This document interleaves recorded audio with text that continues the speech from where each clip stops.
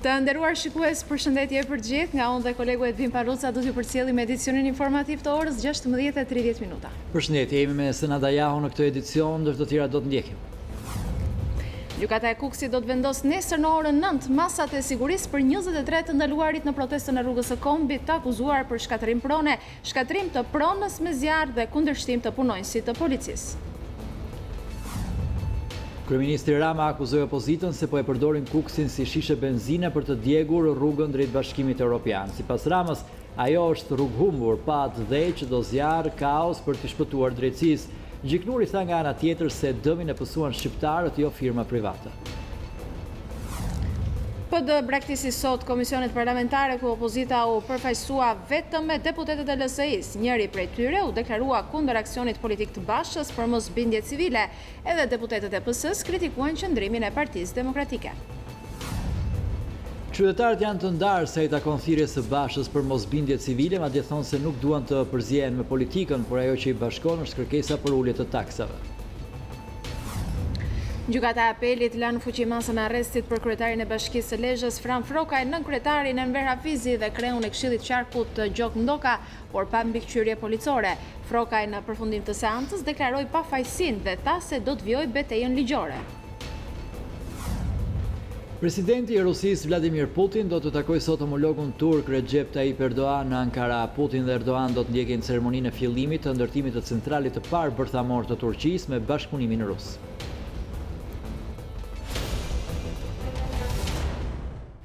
Të kanë që në zhvillimet kryesore, flasim tani gjërësisht. Gjykata e Kukësit pritet vendos nesër masën e sigurisë për 23 personat e ndaluar pas protestës dhe shkatërimeve në terminalin e rrugës së Kombit. Seanca është njoftuar të fillojë në orën 9. Ndërkaq familjarët e të ndaluarve vjojnë të protestojnë dhe paralajmërojnë se do të bllokojnë rrugën e Kombit nëse nuk lirohen të afërmit e tyre. Ndjekim njëherë materialin e përgatitur nga gazetari jon Armir Mehaj.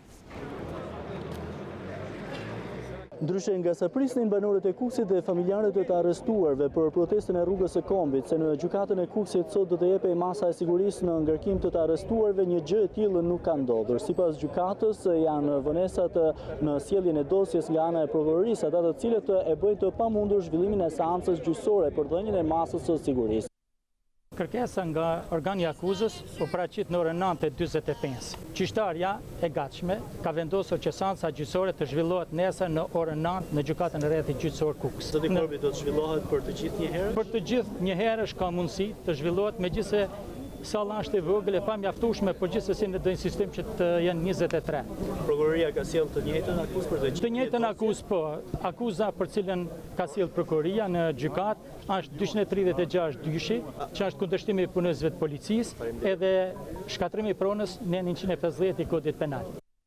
Ndërkohë, banorët e Kukësit dhe familjarët të arrestuarve shprehen se ata presin që nesër gjykata të sjellë lirimin e të arrestuarve për protestën në rrugën e Kombit, ndërsa ka prej atyre të cilët thonë se do të vazhdojnë qëndrimin e nisur në datën 31 për të vazhduar dhe kundërshtuar tarifën e vendosur për rrugën e Kombit.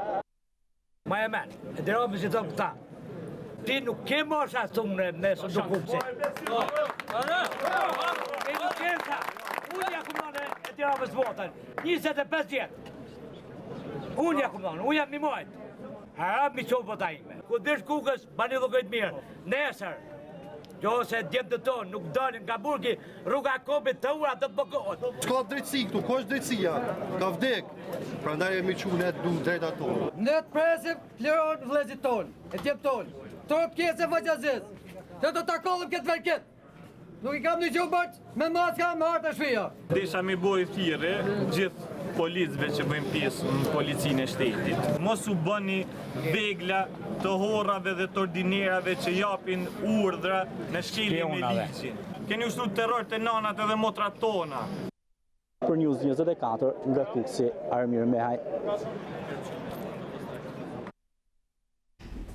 Kryeministri Edi Rama ka reaguar pas thirrjes së opozitës së bashkuar për mosbindje civile. Përmes një statusi në Facebook, Rama shkruan se veprimet e opozitës kanë dy qëllime: të pengojnë integrimin dhe t'i shpëtojnë drejtësisë. Për sa i përket tarifës së rrugës së Kombit, kreu i qeverisë thekson se kur opozitaret e sotëm ishin në qeveri, e bën tenderin e pagesës së rrugës 8 deri 9 euro. dhe sipas tij, pasi dështuan i vullën zjarrin patriotik dhe duan ta përdorin kuksin si shishe benzine për të djegur rrugën europiane të Shqipërisë. Shkojmë ndërkohë drejt për drejt në selinë e Partisë Demokratike, zoti Basha, para gazetarëve.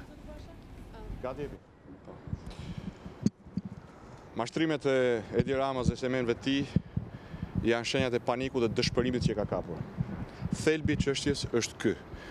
Rama i grabit 2 fish shqiptarët dhe pastaj ju bie 2 fish me kërbaç. Dhe reagimi i tyre në Kukës dhe reagimi i tyre në Bashkë Shqipërinë është reagim kundër padrejtisë dhe grabitjes. Çfarë duhet të them me këtë? Merr 200 milion euro në vit nga taksa qarkullimit për mirëmbajtjen e rrugëve. Nuk shpenzon asnjë cent nga këto lekë për rrugën e kombit, por vendos një taks të re të papërballueshme. Nuk shpenzon asnjë cent nga këto 800 milion euro që ka mbledhur në 5 vite me taksën e qarkullimit që e ka rritur për mirëmbajtjen e rrugëve, po jep ato me koncesion, pra ju vendos një taks të 2 fish të shqiptarëve. Ata që u quan janë në njerëzit më të varfër, më të shpërfillur, më të braktisur të Shqipërisë ndër vite. Ata u quan për bukën e gojës. E dëgjuat atë burrin që tha jetoj 20 metra nga trau dhe s'ka mundësi të shkojë të vinë në shtëpi me 5 euro sa herë që të kaloj traun. Kjo është arsyeja e revoltës së këtyre njerëzve të thjesht, revolt e cila ka përkrahjen e gjithë shqiptarëve, të cilët po deklarojnë një zëri se janë dhe ndihen kuksian. Pse e thon këtë? Sepse janë njësoj si kuksianët, subjekt i grabitjes së 2 fisht të Edi Ramës. Mbledh taksa, por këto taksa nuk i çon për arsyet që i mbledh, as për mirëmbajtje rrugësh, as për shkollat reja, as për spitalet reja, i çon për inceneratorët e Albanametajt, i çon për milionat që merr Vilmanushi. Asnjëri prej tyre nuk bën punë. Për Vilmanushin falsifikohen formularët dhe çekohen të vdekurit. Për 25 milion euro në vit që merr Albanametaj, po bëhet gati të sjellë plerat e Italisë. Me paratë e shqiptarëve nuk po shërben shqiptarët. Dhe kjo është rreth parë një reagim dhe një kryengritje qytetare kundër grabitjes së 2 fish që i bën Edi Rama dhe banda e tij e hajdutëve dhe oligarkëve me cilët ndan këto para. Së dyti është një reagim ndaj padrejtësisë së 2 fisht. Një javë i la kohë Edi Rama me prokurorinë dhe policinë e tij Arbër Çekajt të arratisej, megjithëse kishte sjellë 180 milion euro kokainë në portin e Durrësit. Sajmir Tahiri, që u dha makinën trafikantëve të drogës dhe është kapur në përgjimet e antimafjas, bredh i lirë.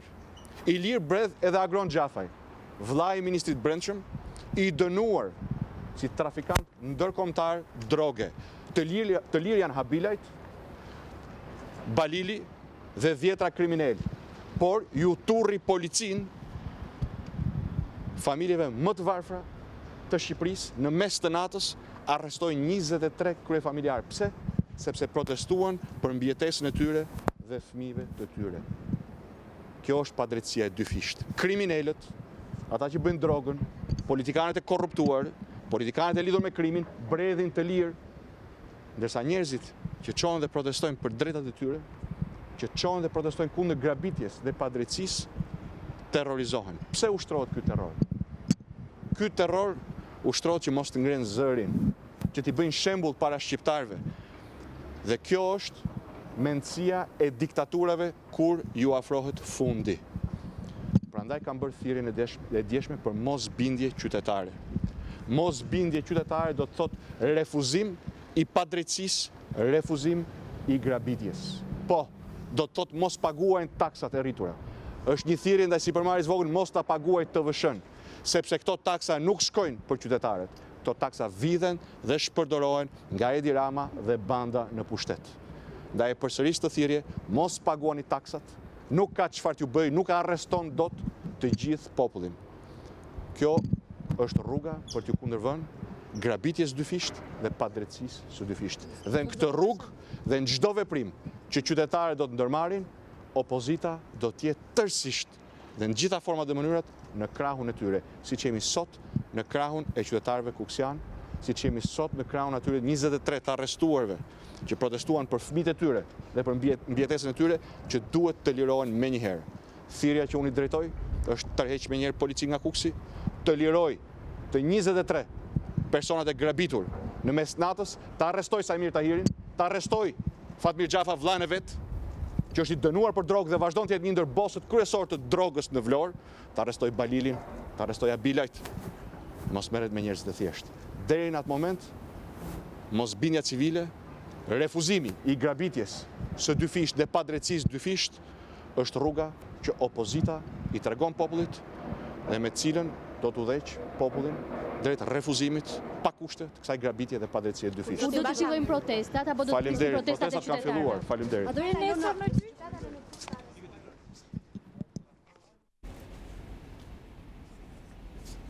Rama të liroj të 23 personat të ndaluar, ka qenë kjo thirrja e kryetarit të Partisë Demokratike në këtë dalje për media të nderuar shikues. Këtë dëgjuat Basha ka folur edhe për idenë e tij të mosbindjes civile, pikërisht kjo është tema e lajmit që vijon. Partia Demokratike braktisi sot komisionet e kuvendit ku opozita u përfaqësua vetëm me deputetët e LSI-s. Njëri prej tyre, deputeti Robert Bitri, u deklarua kundër aksionit politik të Bashës për mosbindje civile. Edhe deputetët e Partisë Socialiste kritikuan qëndrimin e Partisë Demokratike. Zonja Kryemadhi ishte dje në mbledhje. Nuk merr mendim të njëjtë? Unë nuk ndaj të njëjtin mendim. Si mendoni, si bëhet buxheti i një vendi, si ecën përpara një vend, duke mos paguar taksa dhe tatime? Këtë po bën thirrje Lulzim Basha dhe thjesht vetëm për interesat e pushtetit të tij personal.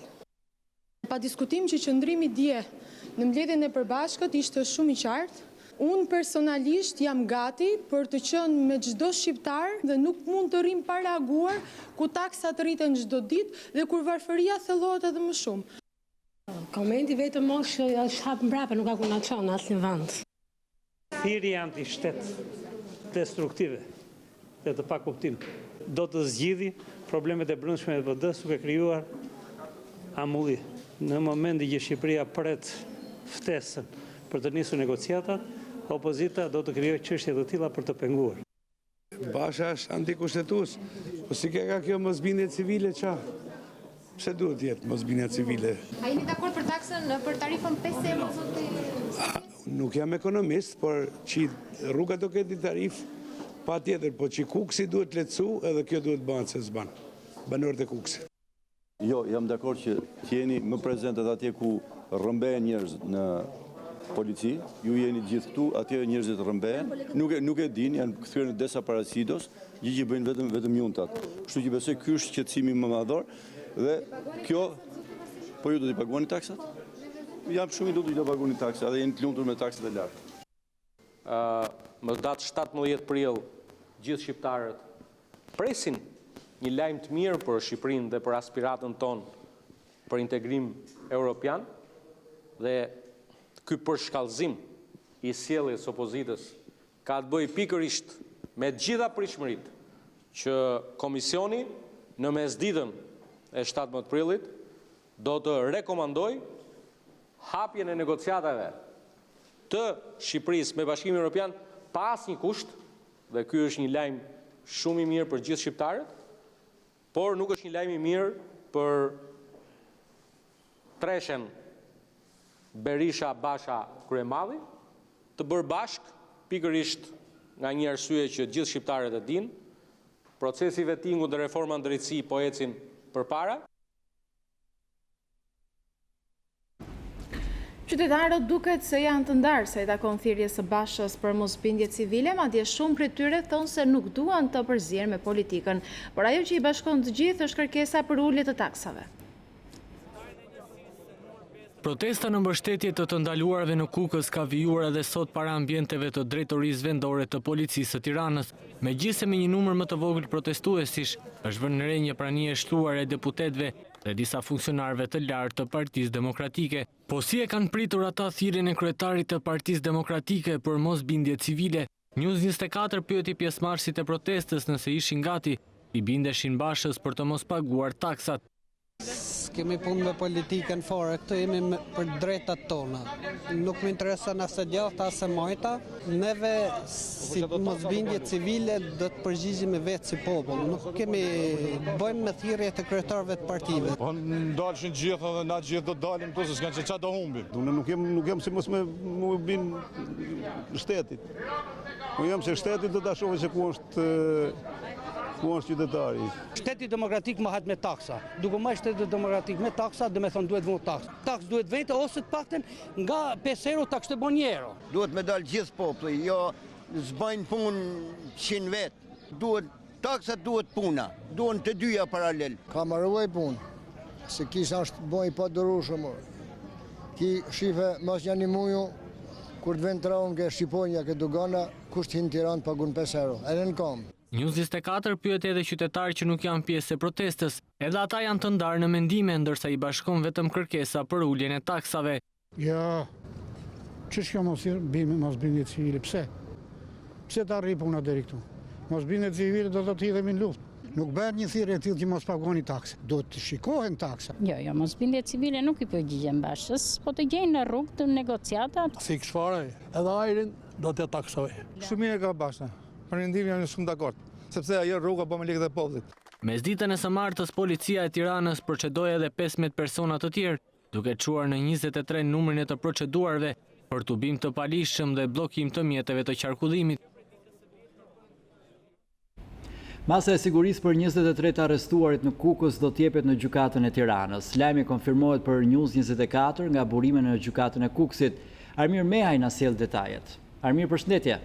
Përshëndetje, Edin, ndryshe nga sa realisht gjatë paraditës së sotme përmes kancelarit të gjykatës Shikim Korbi, gjykata e Kukësit njoftoi se seanca për masën e sigurisë ndaj 23 të arrestuarve për protestën e rrugës së Kombit do të zhvillohej nesër në orën 9 në gjykatën e Kukësit.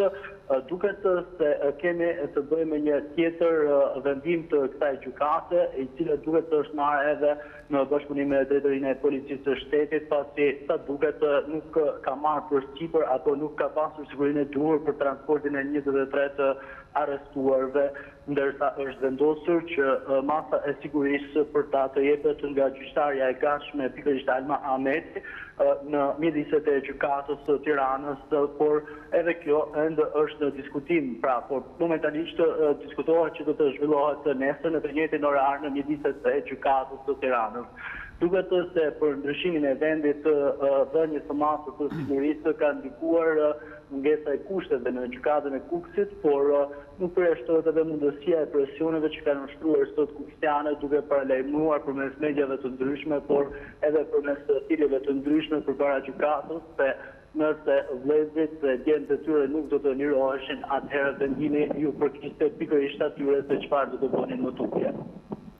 Armir, faleminderit, ishte Armir Mehaj pra me këto zhvillimet fundit lidhe me seancën për masat e sigurisë për 23 të ndaluarit. Ministri i Infrastrukturës dhe Energjisë Damian Gjiknuri tha se dëmi shkaktuar gjatë protestës në rrugën e Kombit shkon në disa miliona euro. Ministri theksoi nga ana tjetër se këtë dëm e psuan shqiptarët, jo firma private.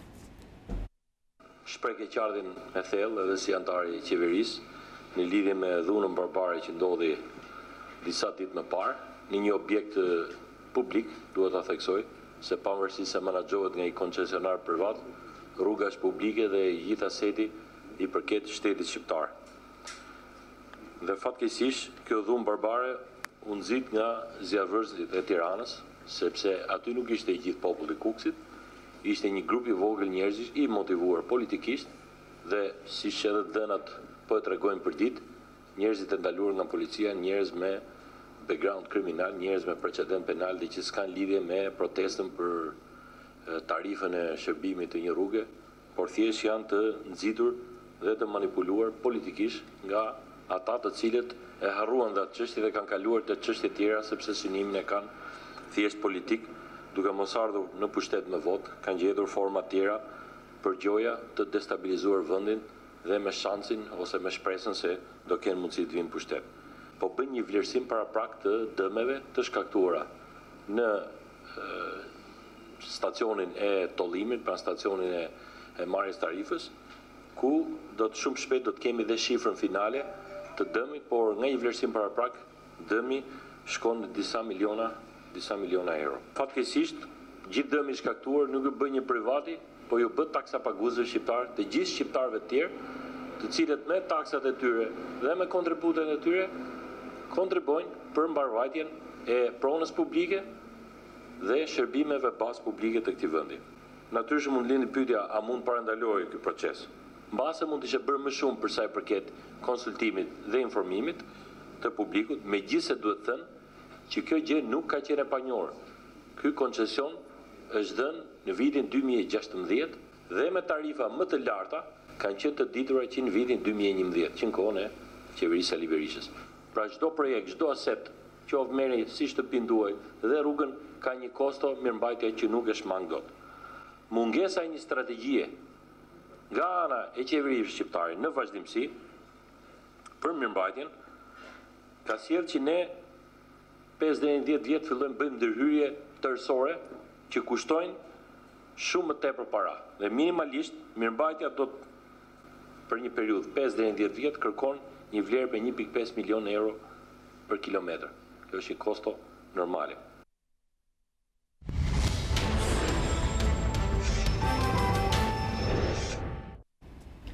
Qëllohet marrëm zjarri ish kryetari i fshatit Rehov në Poliçan. Policia bën me dije se 58 vjeçari Fatmir Cena i qëlloi me emër zjarri për motive pronësie ish kryeplakun Jonus Banaj. I plagosur u transportua me helikopter në spitalin ushtarak në Tiranë, por nuk mundi t'ju shpëtonte plagëve të rënda dhe përpasoi ndrojet. Tentativa për t'i shpëtuar policisë ka zgjatur shumë pak dhe autori Fatmir Cena ju arrestua teksa ishte fshehur në kodrat e fshatit. Policia sekuestroi gjithashtu armën tip automatik model 56 me të cilën 58 vjeçari qëlloi ish kryeplakun. Konflikti për pronë ndyshohet të ketë qenë motivi i ngjarjes që degeneroi deri në përdorimin e armëve. Miliona euro dëm për llogaritet të ketë shkaktuar zjarri masiv i rënë gjatë së hënës në një magazin që tregtonte mallra industrial në rrugën Siri Kodra në kryeqytet. Për shuarjen e këtij zjarri u angazhuan 90 punonjës zjarfikës dhe 20 autobote. Ende të paqarta shkaqet e rënies së zjarrit. Pas një zjarri aktiv për më shumë se 12 orë, kjo është ajo që ka mbetur nga magazina e cila tregtonte materiale elektrike, vegla pune si edhe ambazhur. Dëmi i shkaktuar nga flakët për llogaritet në miliona euro. Zjarri ra rreth orës 19 së hënës në magazinat, në vendin e njohur si ish frigoriferi në rrugën Siri Kodra në Tiranë. Kanë qenë banorët e banesave pranë, që kanë konstatuar zjarrin dhe kanë njoftuar shërbimin zjarfikës, i cili ndërhyri me të gjithë kapacitetin e tij. Drejtori i shërbimit zjarfikës Tiranë Shkëlqim Goxhaj, tase në ndihmë erdhën dhe zjarfikësit e Durrësit dhe ushtria. Zjarri ka qenë për masave shumë dha. Janë lajmëruar gjithë forcat zjarfikëse të qytetit Tiranës, ka qenë rreth 90 forca zjarfikëse dhe gjithë ato mjetet.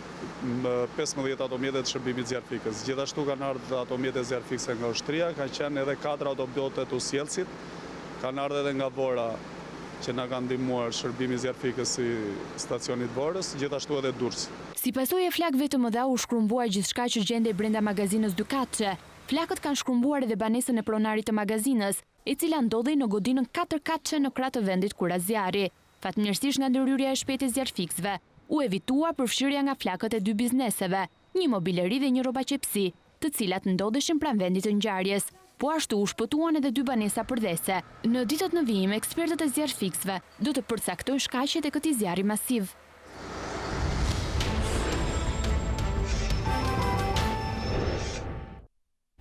Presidenti i Rusisë Vladimir Putin do të takojë sot homologun turk Recep Tayyip Erdogan në Ankara. Kremlini njoftoi se Putin dhe Erdogan do të ndjekin një ceremoni për fillimin e ndërtimit të centralit të parë bërthamor të Turqisë. Objekti do të ndërtohet me bashkëpunimin rus. Putin dhe Erdogan do të bisedojnë edhe për tregtinë dypalçe dhe bashkëpunimin ekonomik.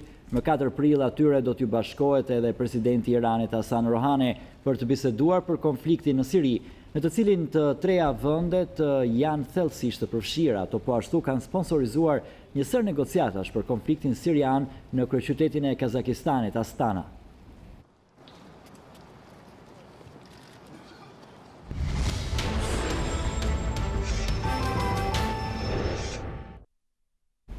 Në kuadër të javës së shëndetit, një ambulancë lëvizëse do të qëndrojë në sheshin Skënderbej për të ofruar mamografi dhe pap test falas për gjitha gratë dhe vajzat. Kjo ambulancë roz, iniciative për bashkët shqiptaro-turke, do të ofrojë këto shërbime nga data 3 deri në 5 prill.